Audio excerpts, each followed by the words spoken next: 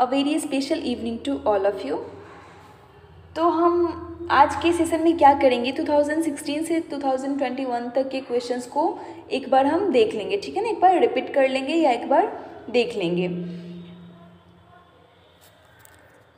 वो क्वेश्चंस जो कि आपको प्रीवियस पेपर में पूछे गए हैं, ठीक है ना। तो स्टार्ट करते हैं हम फर्स्ट क्वेश्चन से आज के सेशन को। फर्स्ट क्वेश्चन में क्या बोल रहा है, कौन एक C4 प्रकाश संश्लेषी पथ का उपयोग करता है। आप सभी का पेपर नज़दीक आने वाला है तो मुझे लगता है कि डिस्क्रिप्शन की भी ज़रूरत है, ठीक है। C4 प्लांट और C3 प्लांट आप सभी जानते हो, बहुत अच्छे से जानते हो, ठीक है। तो मुझे नहीं लगता है कि इसके बारे में डिस्कशन अभी किया जाएगा, ठीक है। अभी सिर्फ हम क्वेश्चन और प्रीवियस क्वेश्चन आंसर को देखेंगे, ठीक है। तो क्या पूछ रहा है आपसे क्वेश्चन में इसमें कि कौन है जो कि C4 फोटोसिंथेटिक पाथवे कौन प्लांट यूज़ करता है, ठीक है।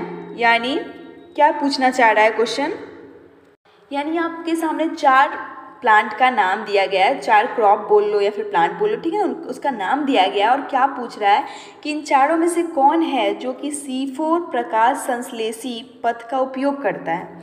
क्या वो धान है यानी पैडी है, या आलू है, या वीट है यानी गेहूं है, या बाजरा है। तो आप सभी को पता होगा कि धान, आलू और गेहूं ये सब क्या करता है, C3 प्रकाश संश्लेषी पथ का उपयोग करता है, ठीक है। लेकिन बाजरा यानी बाजरा का इंग्लिश क्या होता है, मिलेट। मिलेट जो है वो C4 प्रकाश संश्लेषी पथ का उपयोग करता है। क्या करता है, C4 फोटोसिंथेटिक पाथवे का उपयोग करता है। तो इस प्रश्न का उत्तर क्या होगा, ऑप्शन डी जो है सही उत्तर, ऑप्शन डी जो है वो सही उत्तर होगा।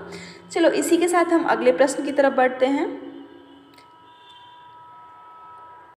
अगला प्रश्न आपसे क्या पूछा गया है, आकार और रंग की व्याख्या करना इसका काम है। यानी 4 सेगमेंट का नाम दिया गया और आपसे पूछ रहा है कि इन चारों सेगमेंट में से कौन है जो कि आकार और रंग की व्याख्या करता है, ठीक है। आकार और रंग का व्याख्या करता है। तो क्या वो फ्रंटल सेगमेंट है, क्या फ्रंटल खंड है, ठीक है, या फिर टेम्पोरल खंड है, या फिर पेराइटल खंड है, या फिर अनुकपाल खंड है। यानी इसे इंग्लिश में क्या बोलते हैं हम, ऑसिपिटल बोलते हैं। कॉम्प्लिएंट नहीं, क्या बोलते हैं, ऑसिपिटल लोब, ठीक है, यानी खंड, और अनुकपाल खंड। तो कौन है जिसका काम आकार और रंग की व्याख्या करना है, तो कौन है वो, अनुकपाल खंड जो है, इसका वर्ग क्या है, इसका काम क्या है, आकार और रंग की व्याख्या करना। ये उपस्थित कहाँ होता है, तो ये ब्रेन में उपस्थित होता है। कहाँ होता है ये लोब उपस्थित कहाँ होता है, ब्रेन में होता है, ठीक है। चलो इसी के साथ हम अगले प्रश्न की तरफ बढ़ते हैं। ग्लोब्यूलिन लीनों की कितने वर्ग में समूहित किया जाता है। यानी प्रश्न क्या बोल रहा है आपको कि जो मनुष्य में इम्यूनोग्लोब्यूलिन पाया जाता है उसको कितने वर्गों में समूहित किया जाता है, कितने वर्गों में समूहित किया जाता है। ये 2021 में पूछा गया प्रश्न है। तो क्या ये 2 वर्गों में समूहित किया जाता है, या फिर 4, या फिर 5, या फिर 3। तो जल्दी से इस प्रश्न का उत्तर जिसको पता है आप कमेंट बॉक्स में लिख दो, ठीक है। तो ये कितने वर्गों में समूहित किया जाता है, ये 5 वर्गों में समूहित किया जाता है, ठीक है। अब कौन कौन से हैं ये चलो मैं एक बता देती हूँ, ठीक है ना। क्या है, एक IgG है, IgM है, ठीक है। Ig मतलब क्या होता है, इम्यूनोग्लोब्यूलिन। नेक्स्ट वन क्या है, IgA है, IgD है, और लास्ट क्या है, IgE है। ये जो है ये 5 वर्गों में समूहित किया गया है, पांचों का ये नेम है, ठीक है। चलो इसी के साथ आपको इस प्रश्न का उत्तर मिल गया। अब मुझे लगता है कि अगले प्रश्न की तरफ बढ़ना चाहिए। अगला प्रश्न क्या पूछ रहा है, जब ऑक्सैलिक अम्ल श्वसन में प्रयोग किया जाता है तो श्वसन भागफल होता है। आप सभी को पता होगा कि श्वसन भागफल यानी रेस्पिरेटरी क्यूटेंट क्या होता है, यानी रेस्पिरेटरी क्यूटेंट को क्या चीज़ से हम रिप्रेजेंट करते हैं, RQ से। RQ क्या होता है, तो आप सभी को पता होगा क्या होता है, volume of CO2 divided by O2 consumed by, मतलब ऑक्सीजन जो कंज्यूम किया जाता है किसके द्वारा, ऑर्गेनिज्म के द्वारा या फिर टिश्यू के द्वारा या फिर सेल के द्वारा। इन्हीं दोनों के भागफल को क्या बोलते हैं हम, रेस्पिरेटरी क्यूटेंट बोलते हैं। ठीक है, तो हमें ये बताना है इस क्वेश्चन में कि जब ऑक्सैलिक एसिड का श्वसन में प्रयोग किया जाएगा तो उसका श्वसन भाग्यफल क्या होगा। ठीक है, तो जो ऑक्सैलिक एसिड के लिए होती है उसका वैल्यू कितना होता है, उसका वैल्यू होता है 4। क्या होता है, उसका वैल्यू होता है 4। तो ऑप्शन ए जो है वो सही है। अगर आपसे प्रश्न में ऑक्सैलिक एसिड का यूज़ की जगह पूछ दे ग्लूकोज, क्या पूछ दे कि glucose is used in respiration, अगर रेस्पिरेशन में हम ग्लूकोज का यूज़ करते हैं, प्रयोग किया जाता है, तो उसका RQ जो होगा वो क्या होगा, RQ का वैल्यू क्या होगा, तो क्या होगा, उसका 1 होगा। ग्लूकोज का अगर यूज़ करेंगे तो क्या होता है, वैल्यू 1 होता है, और ऑक्सैलिक एसिड का क्या होता है, 4 होता है। ठीक है, चलो इसी के साथ हम अगले प्रश्न की तरफ बढ़ते हैं। तो अगला प्रश्न क्या बोल रहा है, जिन कोशिकाओं में चिकनी अंतद्रव्यी जालिका होती है इसका निर्माण बड़ी मात्रा में करती है, यानी क्वेश्चन आपसे क्या बोल रहा है कि the cell which have smooth endoplasmic reticulum produced it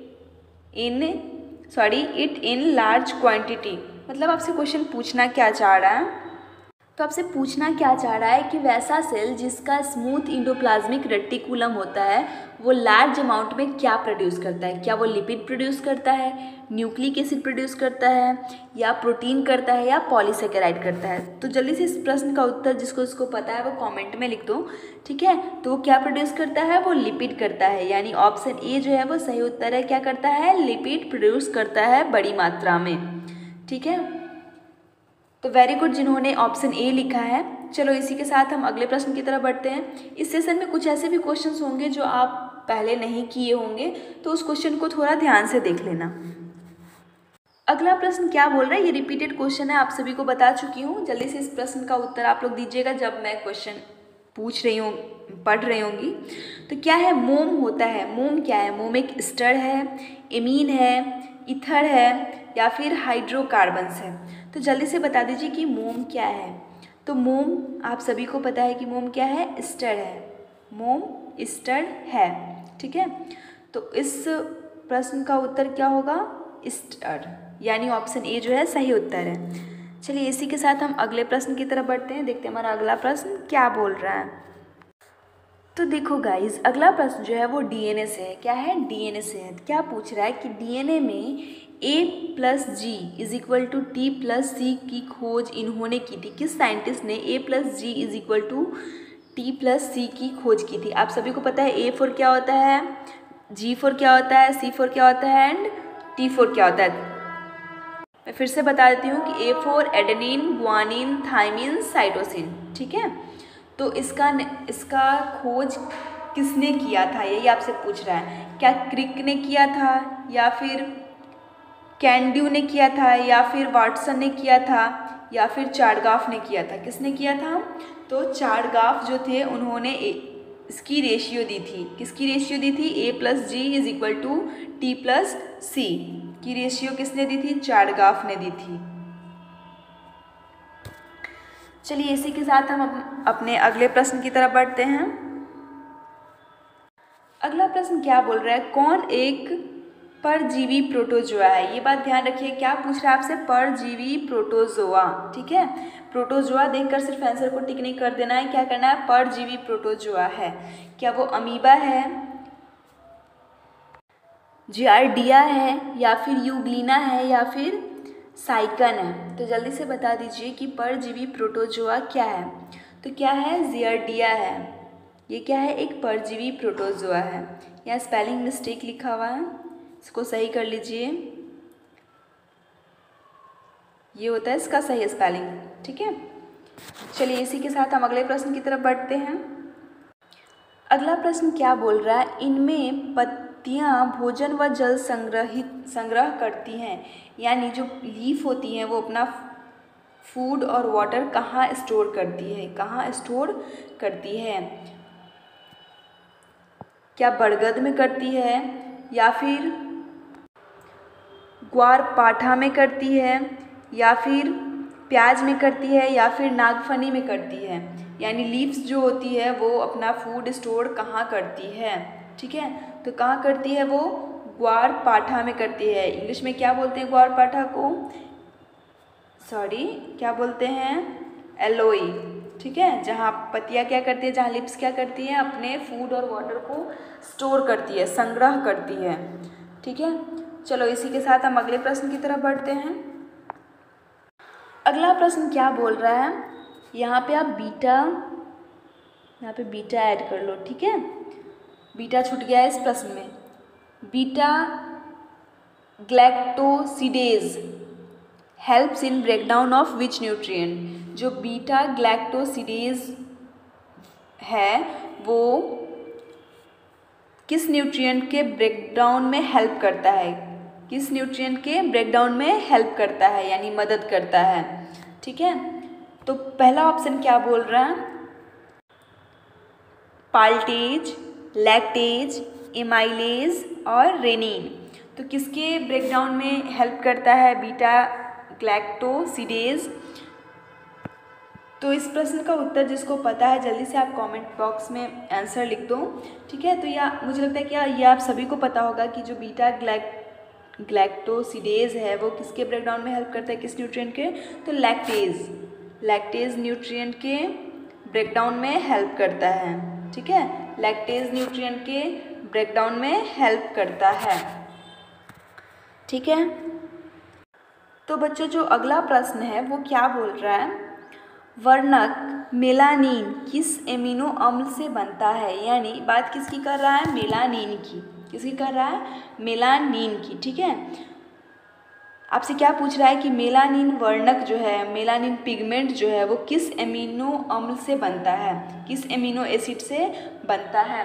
तो ऑप्शंस में क्या दिया हुआ है, ट्रिप्टोफेन, सेकेंड वन क्या है, प्रोलीन, थर्ड क्या है, ग्लाइसिन, एंड फोर्थ क्या है, टायरोसिन। जल्दी से इस प्रश्न का उत्तर आप कमेंट में दे दो कि जो मेलानिन है वो किस एमिनो एसिड से बनता है, ठीक है। तो वेरी गुड जिन्होंने ऑप्शन डी दिया है, ठीक है। किससे बनता है ये, टायरोसिन से। किससे, टायरोसिन से।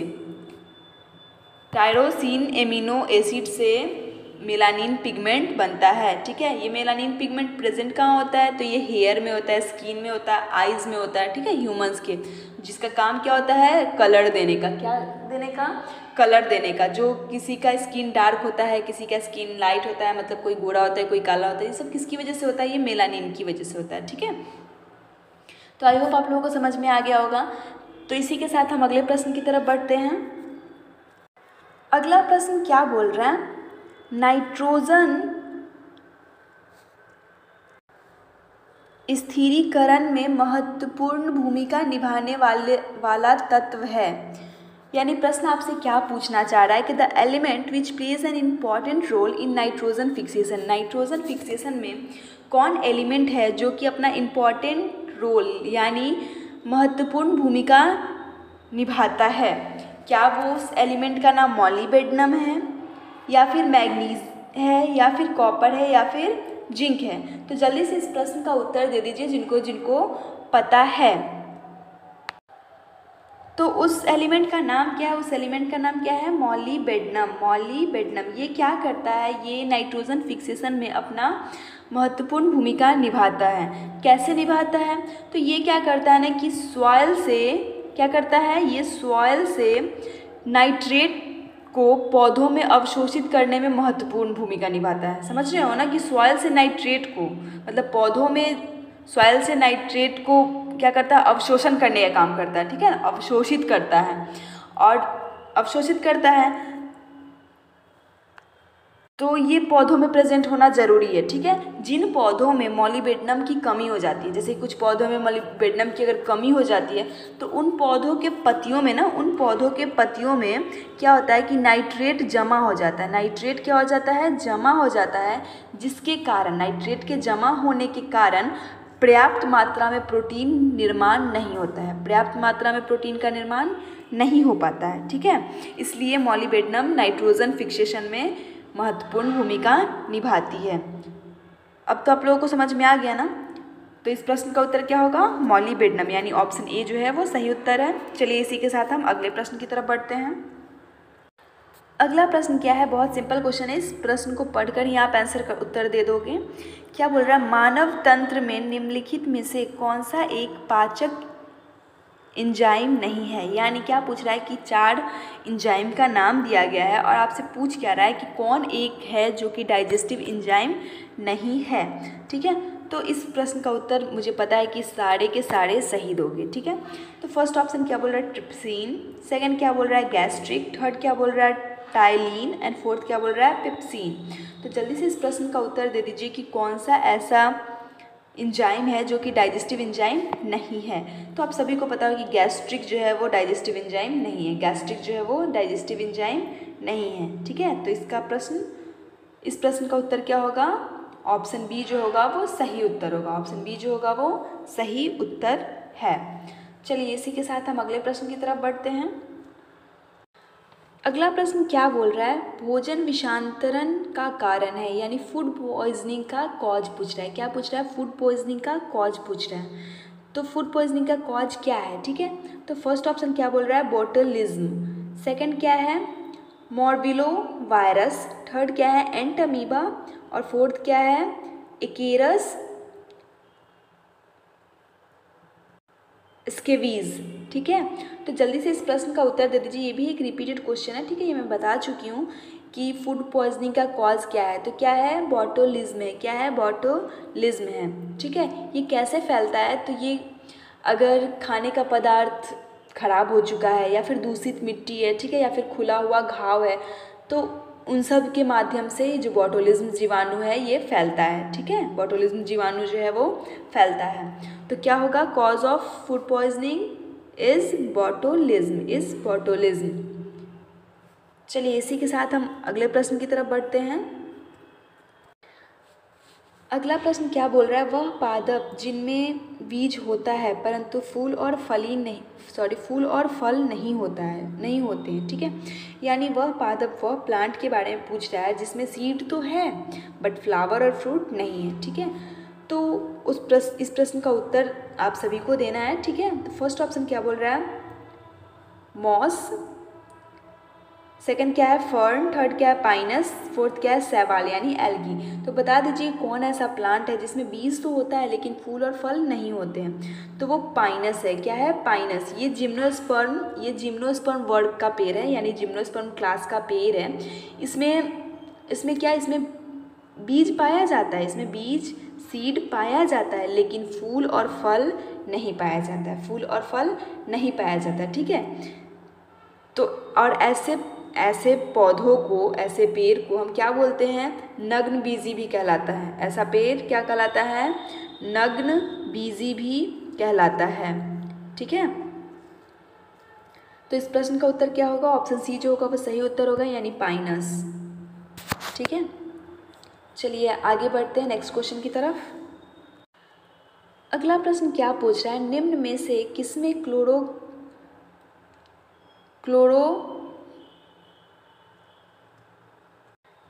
क्लोरोक्यूरोडिन वर्णक पाया जाता है, ठीक है। क्या पूछ रहा है आपसे कि निम्न में से किसमें क्लोरोक्यूरोडिन वर्णक पाया जाता है, यानी क्लोरोक्यूरोडिन पिगमेंट किसमें पाया जाता है। क्या एनेलिडा में पाया जाता है, या फिर इंसेक्टा में पाया जाता है, या फिर इचिनियोडर्माटा में पाया जाता है, या फिर लो ग्रेड निम्न श्रेणी कॉर्डेटा में पाया जाता है, ठीक है। तो जल्दी से इस प्रश्न का उत्तर आप सभी दीजिए कि क्लोरोक्यूरोरीन जो वर्णक है, जो पिगमेंट है, वो किस में पाया जाता है, ठीक है, वो किस में पाया जाता है। तो ये किस में पाया जाता है, ये एनेलिडा में पाया जाता है। किस में, एनेलिडा में पाया जाता है, ठीक है। इस प्रश्न का उत्तर क्या होगा, ऑप्शन ए जो होगा वो सही उत्तर होगा। तो बच्चों जो हमारा अगला प्रश्न है वो क्या बोल रहा है, किस प्रकार के पौधे की पत्तियां में समानांतर सिरा विन्यास रहता है। यानी क्या पूछना चाह रहा है कि which type of plant have parallel विनेशन in their lips. यानी क्या बोल रहा है, समानांतरन सिरा विन्यास रहता है। मतलब इसका समझ रहे हो कि जैसे कि जो अगर उस पत्ती को तुम फाड़ोगे ना तो वो एकदम सीधा पैरेलल वे में फट जाता है, ठीक है, दो पार्ट में वो फट जाता है। तो वो किस प्रकार के पौधों में पाया जाता है, क्या फर्न में पाया जाता है वैसे पत्तियाँ, या फिर एक बीजपत्री में, या फिर द्विबीजपत्री में, या फिर जिम्नोस्पर्म में। तो जल्दी से इस प्रश्न का उत्तर आप दे दीजिए। ये क्वेश्चन रिपीटेड क्वेश्चन है, ठीक है, जो कि 2020 में पूछा गया है, ये 2020 में पूछा गया है, ठीक है। तो आप सभी को पता होगा कि ये जो एक बीजपत्री में पाया जाता है, किसमें, एक बीजपत्री में पाया जाता है, ठीक है। यानी मोनोकॉट प्लांट्स जो होते हैं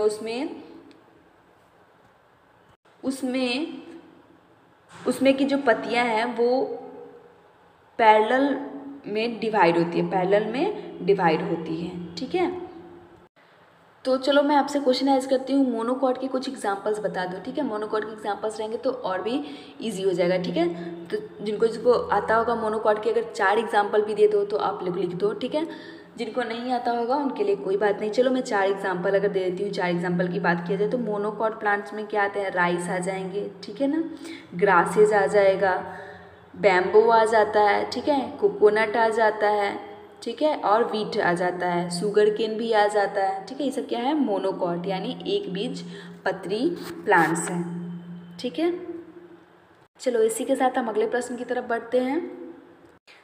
बात की हमने मोनोकॉट की और देखिए उसी से प्रश्न पूछा गया है, चावल का एक दाना उदाहरण है। अभी मैंने चावल का जिक्र किया था, राइस का जिक्र किया था, ठीक है, कि वो किसका एग्जाम्पल है। तो और नेक्स्ट क्वेश्चन उसी से है, ठीक है। तो बता दीजिए जल्दी से इस प्रश्न का उत्तर क्या होगा कि grain of rice is the example of dicotyledonous, monocotyledonous, gymnosperm या ऑल ऑफ दीज, ठीक है। तो मैंने किसका बोला था, किसके एग्जाम्पल में बोला था, मोनोकोटिलेडोनस के एग्जाम्पल में राइस को लिया था, ठीक है। तो इस प्रश्न का उत्तर क्या होगा, ऑप्शन बी जो होगा वो सही उत्तर है, ठीक है। चलिए हम अगले प्रश्न की तरफ बढ़ते हैं। अगला प्रश्न क्या है जो कि 2020 में पूछा गया है। इस सेशन में कुछ खास है, देखिएगा आप हर एक क्वेश्चन के पीछे ना एक लिखा हुआ कि कब ये क्वेश्चन एराइज किया गया है, ठीक है। तो ये आप लोग ध्यान में रखिएगा। अब पॉसिबल नहीं कि हर एक क्वेश्चन में आप लोगों को बताऊं कि 2020 में, ये 2019 में, ये 2020 में, ठीक है। तो इतना आप लोग देख लेना। नेक्स्ट प्रश्न क्या बोल रहा है, कौन सी वस्तु समूह के अनुसार विषम है, यानी ऑड पूछ रहा है। 4 ऑप्शन दिए गए हैं और उसमें पूछा गया है कि ग्रुप के अकॉर्डिंग कौन ऑड वन है, ठीक है। तो फर्स्ट क्या है, सेलुलोज, फर्स्ट क्या है, सेलुलोज, सेकंड क्या है, natural gas, then after protein, then after glucose, ठीक है। तो इसमें ऑड वन आपको बताना है कि ऑड कौन सा है, ठीक है। तो इसमें तो सोचने की बात ही नहीं है, आप सीधा क्या करोगे, ऑप्शन बी डालोगे, यानी नेचुरल गैस जो है वो ऑड है, प्राकृतिक गैस जो है वो ऑड है, ठीक है। इसमें कोई डिस्कशन नहीं है। चलिए अगले प्रश्न की तरफ बढ़ते हैं इसी के साथ। अगला प्रश्न क्या बोल रहा है, कौन सा एंटीबायोटिक जीवाणु प्रोटीन संश्लेषण के दौरान टीआरएनए और एमआरएनए के बीच परस्पर क्रिया का संदर्भ करता है, ठीक है। ये 2019 में पूछा गया प्रश्न है और इस प्रश्न को मैं करवा भी चुकी हूँ, तो जल्दी से इस प्रश्न का उत्तर आप सभी को देना है, ठीक है। बट देना सभी को है, ठीक है, उत्तर टाइप सबको करना है। फर्स्ट ऑप्शन क्या बोल रहा है, नियोमाइसिन, सेकंड क्या बोल रहा है, एरिथ्रोमाइसिन, थर्ड क्या है, स्ट्रेप्टोमाइसिन, एंड फोर्थ क्या है, टेट्रासाइक्लिन, ठीक है, सॉरी फोर्थ क्या है, टेट्रासाइक्लिन, ठीक है। तो जल्दी से इस प्रश्न का उत्तर दे दीजिए आप सभी। तो इस प्रश्न का उत्तर क्या होगा, नियोमाइसिन, क्या होगा, नियोमाइसिन होगा, ठीक है। नियोमाइसिन एक एंटीबायोटिक बैक्टीरिया है जो कि क्या करता है, जो कि प्रोटीन संश्लेषण के दौरान tRNA और mRNA के बीच परस्पर क्रिया का संदर्भ करता है, यानी प्रोटीन सिंथेसिस का वर्क करता है। ठीक है, मतलब जब प्रोटीन सिंथेसिस होते रहता है उस समय tRNA और mRNA के बीच क्या करता है, ये इंटरेक्शन करता है, क्या करता है, परस्पर क्रिया करता है। ठीक है, तो वो एंटीबायोटिक बैक्टीरिया क्या है, वो नियोमाइसिन है। कौन है, नियोमाइसिन है। तो बच्चों जो अगला प्रश्न है वो क्या बोल रहा है, कौन सा एक पॉलीपेप्टाइड हार्मोन है, यानी 4 ऑप्शंस दिए गए और आपसे क्या पूछ रहा है कि कौन सा है जो कि एक पॉलीपेप्टाइड हार्मोन है। फर्स्ट क्या है, ग्लूकोजेन। ठीक है, सेकंड वन क्या है, टेस्टोस्टेरोन। थर्ड क्या है, थायरॉक्सिन। एंड फोर्थ क्या है, एड्रेनलिन। तो जल्दी से इस प्रश्न का उत्तर बता दीजिए। ये भी रिपीटेड क्वेश्चन है कि पॉलीपेप्टाइड हार्मोन कौन है, पॉलीपेप्टाइड हार्मोन कौन है। ठीक है, तो कौन है, ग्लाइकोजेन, सॉरी ग्लाइको नहीं, ग्लूकाजेन। ठीक है, ग्लूकागेन पढ़ लो या फिर जेन पढ़ लो। क्या है, ग्लूकाजेन जो है वो एक पॉलीपेप्टाइड हार्मोन है। ठीक है, चलो इसी के साथ हम अगले प्रश्न की तरफ बढ़ते हैं। ये प्रश्न 2019 में पूछा गया है। तो बच्चों अगला प्रश्न क्या है, कौन सा एक अपंग फफूंद है। ठीक है, इस प्रश्न में ना बहुत मारामारी चलती है। ठीक है ना, बहुत जगह एना बीना देता है और बहुत जगह क्या देता है, फाइसेरम देता है। ठीक है, तो आज मैं इसको क्लियर करती हूँ। ठीक है, देखो फर्स्ट क्या ऑप्शन क्या बोल रहा है, राइजोपस। राइजोपस क्या है, तो राइजोपस जो है वो एक सेप्रोफाइटिक फंगस है। क्या है, सेप्रोफाइटिक की नेचर है। सबसे पहले ये क्या है, एक फंगस है। ठीक है, और इसका नेचर कैसा है, तो ये सेप्रोफाइटिक है। आप सभी को जानता होगा, मुझे सेप्रोफाइटिक क्लियर करने की ज़रूरत नहीं है, आप सभी को पता है कि सेप्रोफाइटिक इन नेचर मतलब क्या होता है। ठीक है, और ये रहता है कहाँ, ये प्लांट्स पे रहते हैं। ये राइजोपस कहाँ रहते हैं, प्लांट्स पे रहते हैं। ठीक है, तो ये ऑप्शन कट जाता है, यहाँ पे मेल्ड्यू नहीं होगा, यहाँ पे स्लीम होगा, स्लीम मोल्ड, MOLD। ठीक है, इंग्लिश में जो प्रश्न है वो सही नहीं है। ठीक है, नेक्स्ट फिशेरम की बात करते हैं। फिशेरम जो है ना वो वनली स्लीम मोल्ड है। वो क्या है, एक स्लीम मोल्ड है। ठीक है, तो इस प्रश्न का उत्तर तो होना चाहिए फाइशेरम, लेकिन बहुत जगह इनाबेना भी दिया हुआ रहता है। इनाबेना कैसे गलत है मैं बताती हूँ। देखो इनाबेना क्या है, एक साइनोबैक्टीरिया है। क्या है, ये एक फोटोट्रॉपिक साइनोबैक्टीरिया है। फोटोट्रॉपिक मतलब आप लोग समझते हो, जो अपना खुद का खाना खुद बनाता है। ठीक है, और ये क्या है, एक साइनोबैक्टीरिया है। ये बात याद रखना कि ये क्या है, फोटोट्रॉपिक साइनोबैक्टीरिया है, इसलिए ये एक स्लीम मोल्ड नहीं है। इनाबेना जो है वो स्लीम मोल्ड नहीं है। ठीक है, तो अब आपको समझ में आ गया होगा। मैंने पिछले वीडियो में शायद आंसर में इनाबेना ही दिया था, बट इस क्वेश्चन पे फिर मैंने बाद में देखा तो इस क्वेश्चन का बहुत जगह ऐसा चलता है, कुछ जगह कुछ लोग बोलते हैं कि नहीं स्लीम मोल्ड इनाबेना को दो, और बहुत लोग बोलते हैं कि फिशेरम को दो। तो देखिए सही उत्तर तो फिशेरम ही होगा। ठीक है ना, अब इनाबेना कैसे देते हैं लोग वो मैं यहाँ पे बता दी हूँ कि देखो ये फोटोट्रॉपिक साइनोबैक्टीरिया है। ठीक है, और आपसे क्या पूछ रहे हैं, यहाँ पे स्लीम मोल्ड पूछ रहा है, तो इस हिसाब से प्रश्न का उत्तर क्या होगा, फिशेरम होगा। ठीक है, सॉरी फाइसेरम होगा। इसको आप क्लियर कर लेना। पिछली वीडियोज़ में शायद मैंने इसका आंसर इनाबेना ही दिया था। ठीक है, उसके बाद मैंने जब इस क्वेश्चन पे 2-4 जगह देखा, पूछा, तब जाके मुझे पता चला कि नहीं, यहाँ पे अवंग फफूंद पूछ रहा है तो वहाँ पे फाइसेरम ही होगा, इनाबेना नहीं होगा। वो एक साइनोबैक्टीरिया है। ठीक है, और थायोबासिलस क्या है, वो तो एक ईयरबॉर्न बैक्टीरिया है। ये क्या है, ईयरबॉर्न बैक्टीरिया, तो ये तो होगा ही नहीं। ठीक है, मारामारी कहाँ कहाँ चलती है, एक फाइसेरम में और एक इनाबेना में। ठीक है, तो अब क्लियर हो गया कि स्लीम मोल्ड के कैटेगरी में कौन आता है, तो फाइसेरम आता है। ठीक है, फाइसेरम आता है। चलो इसी के साथ हम अगले प्रश्न की तरफ बढ़ते हैं। अगला प्रश्न क्या बोल रहा है, प्रकृति का सोपान को प्रतिपादित करने वाले थे किन साइंटिस्ट ने स्टेप्स ऑफ नेचर दिया था। सॉरी, स्टेप्स ऑफ नेचर नहीं होगा यहाँ पे। ठीक है ना, कुछ और होना चाहिए। प्रकृति का सोपान किसने प्रतिपादित किया था? क्या डार्विन ने, या फिर प्लेटो ने, या फिर एरिस्टोटल ने, या फिर वाटसन ने? जल्दी से इस प्रश्न का उत्तर दे दीजिए कि किसने प्रकृति का सोपान प्रतिपादित किया था? तो किसने किया था? एरिस्टोटल ने। किसने? एरिस्टोटल ने। इस प्रश्न का उत्तर क्या होगा? ऑप्शन सी जो होगा वो सही उत्तर होगा।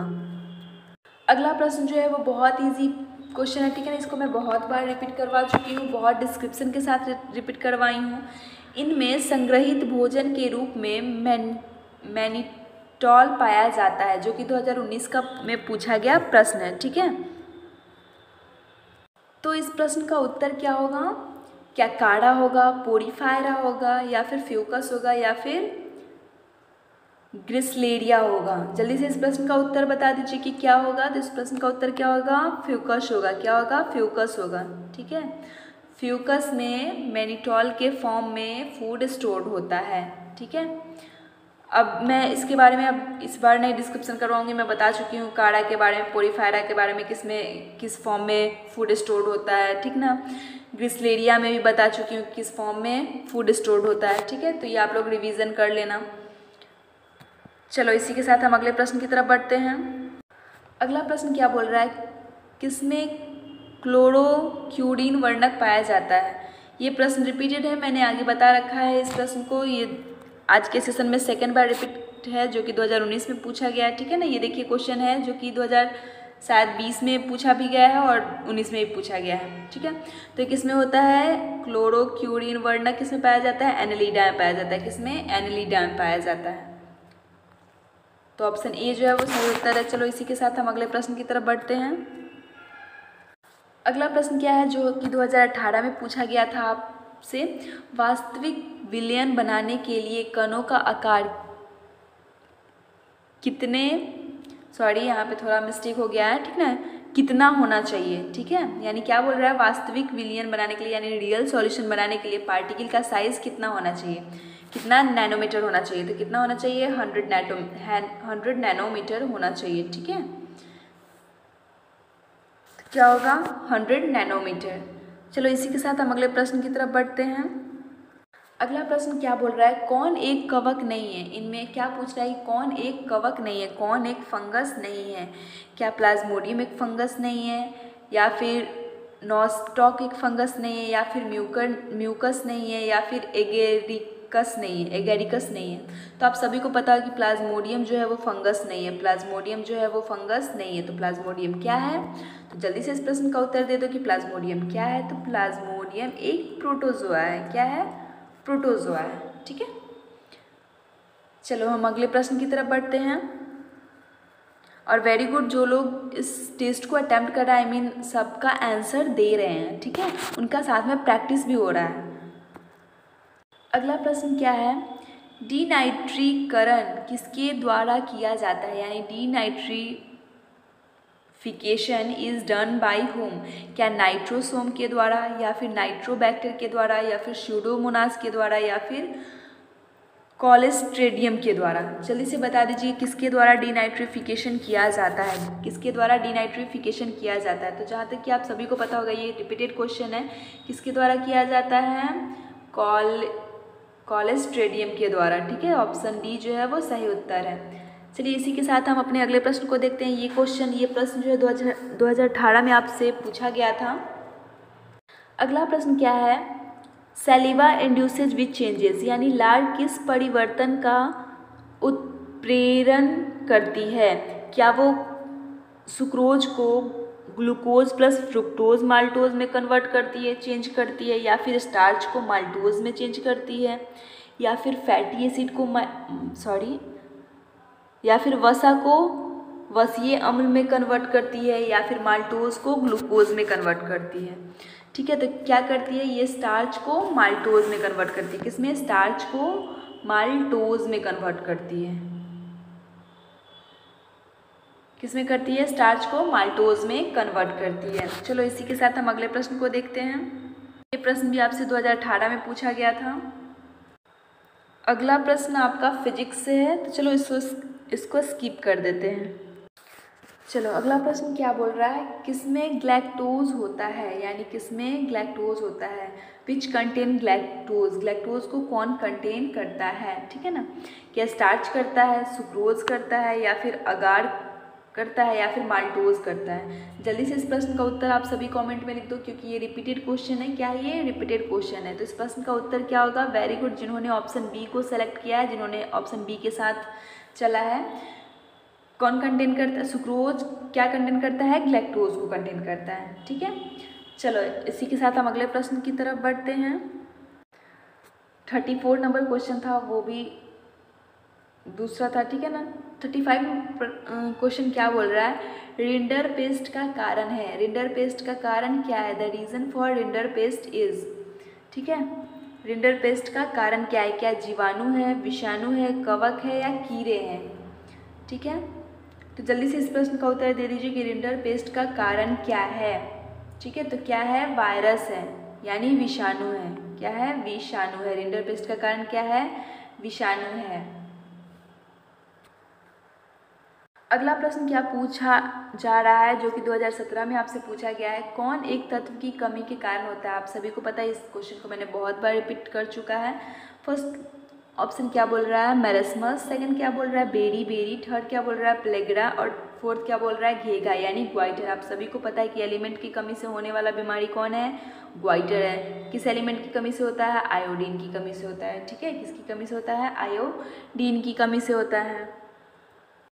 अगला प्रश्न क्या है, कौन एक हार्मोन नहीं है, कौन एक हार्मोन नहीं है। क्या इंसुलिन एक हार्मोन नहीं है, थायरॉक्सिन एक हार्मोन नहीं है, एड्रेनलिन एक हार्मोन नहीं है, या फिर कोलेस्ट्रॉल एक हार्मोन नहीं है। आप सभी को बस थोड़ा सा दिमाग लगाने की ज़रूरत है। मुझे लगता है कि इसमें दिमाग लगाने की भी ज़रूरत नहीं है, ठीक है ना। ये डायरेक्ट ऑप्शन पढ़ो और आंसर दे दो।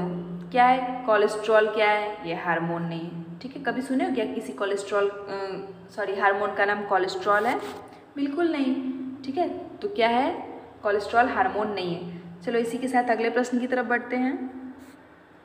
अगला प्रश्न क्या बोल रहा है, कौन अग्नाशय द्वारा स्रावित होता है और वसा का जल अपघटन करता है। यानी आपसे क्वेश्चन क्या पूछ रहा है कि अग्नाशय द्वारा स्रावित भी हो रहा है, क्या हो रहा है, अग्नाशय द्वारा सेक्रेटेड भी हो रहा है, और क्या कर रहा है वो, वसा का जल अपघटन भी कर रहा है, यानी हाइड्रोलाइज, फैट का हाइड्रोलाइज भी कर रहा है। तो कौन है, क्या वो पेप्सिन है, एमाइलेज है, लाइपेज है, या बाइल है। ये भी रिपीटेड क्वेश्चन है, और ये प्रश्न आपसे 2017 में पूछा गया है। तो जल्दी से इस प्रश्न का उत्तर आप सभी कमेंट में लिख दो, ठीक है। तो वो कौन है, वो लाइपेज है। क्या है, वो लाइपेज है, जो कि कहाँ से, पेनक्रियास से सिक्रेट होता है और वसा का जल अपघटन भी करता है, जल अपघटन भी करता है, ठीक है। चलो अगले प्रश्न की तरफ बढ़ते हैं। अगला प्रश्न क्या है, बहुत सिंपल क्वेश्चन है, uric acid is the main nitrogenous excretory substance. Uric acid किसका नाइट्रोजीनियस एक्सक्रीटरी सब्सटेंस है। क्या वो ह्यूमन का है, अर्थवर्म का है, कॉकरोच का है, या फ्रॉग का है। ऐसे क्वेश्चंस को मैं बहुत बार डिस्क्राइब की हूँ, बहुत ब्रीफली डिस्क्राइब की हूँ, ठीक है। तो मुझे नहीं लगता कि ऐसे प्रश्न में आप लोग फंसने वाले हो, ठीक है। इस प्रश्न का मार्क्स 100% बच्चे उठाएंगे, ठीक है। तो किसका है ये uric acid nitrogenous excretory substance, किसका है, कॉकरोच का है। किसका है, कॉकरोच का है। ऑप्शन सी जो है इसका सही उत्तर है। चलो इसी के साथ हम अपने अगले प्रश्न की तरफ बढ़ते हैं। ये प्रश्न भी बड़ा इजी है, ठीक है ना। प्रकाश संश्लेषण के लिए कौन सा गैस आवश्यक है। आप सभी को पता है, ये देखो 2017 में कितना सिंपल क्वेश्चन पूछा था। आप सभी को पता है कि प्रकाश संश्लेषण के लिए कौन सा गैस आवश्यक है। क्या O2 है, CO है, N2 है, या फिर CO2 है। तो जल्दी से बता दीजिए कौन सा है। इसमें तो बताना ही नहीं है, इसमें तो डायरेक्ट टिक करना है। क्या है, CO2 है। ऑप्शन डी जो है वो सही उत्तर है, ठीक है, CO2 है। चलो इसी के साथ हम अगले प्रश्न की तरफ बढ़ते हैं। ये प्रश्न भी 2017 में पूछा गया है, जो कि बहुत बार मैं रिपीट कर चुकी हूँ। चलो मैं पढ़ती हूँ, तब तक आप आंसर कर दो कमेंट में, ठीक है। एक दुर्घटनाग्रस्त व्यक्ति को रक्तदान की आवश्यकता है, उसके रक्त समूह का ज्ञान नहीं है और उसे इस समूह का रक्त दिया जा सकता है। आप सभी को पता है कि वो जो है वो यूनिवर्सल डोनर है। क्या है, वो जो है वो यूनिवर्सल डोनर है, ठीक है। तो इस प्रश्न का उत्तर क्या होगा, यहाँ तो देना ही है ना, लेना थोड़ी है। तो क्या होगा, ऑप्शन सी जो है वो सही उत्तर होगा। ऑप्शन सी जो है वो सही उत्तर है। चलो इसी के साथ हम अगले प्रश्न की तरफ बढ़ते हैं। क्या बोल रहा है अगला प्रश्न, टिकोइक अम्ल यहाँ पर उपस्थित होता है, यानी टिकोइक अम्ल जो होता है वो कहाँ पे उपस्थित होता है, यही आपसे पूछ रहा है। ये 2016 का प्रश्न है, ठीक है। तो जल्दी से बता दीजिए, क्या वो ग्राम निगेटिव बैक्टीरिया के सेल वॉल में उपस्थित होता है, या फिर वायरस में होता है, या फिर ग्राम पॉजिटिव बैक्टीरिया के सेल वॉल में, या फिर प्लांट सेल वॉल में उपस्थित होता है। कि कौन सा अम्ल, टिकोइक अम्ल कहाँ उपस्थित होता है, ठीक है। तो कहाँ उपस्थित होता है, ये ग्राम पॉजिटिव बैक्टीरिया के सेल वॉल में, ग्राम पॉजिटिव बैक्टीरिया के सेल वॉल में उपस्थित होता है, ठीक है। यानी ग्राम पॉजिटिव जीवाणु के कोशिका भित्ति में क्या होता है, उपस्थित होता है। चलो इसी के साथ हम अगले प्रश्न की तरफ बढ़ते हैं।